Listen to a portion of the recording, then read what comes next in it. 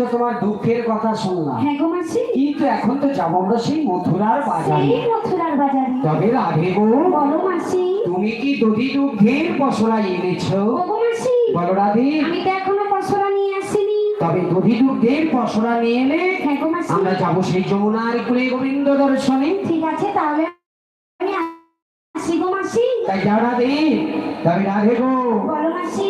একা যেন যেও না। না গো মাসি। তোমার সখী ললিতাকে সঙ্গে করে নিয়ে তুমি তাড়াতাড়ি আসবে।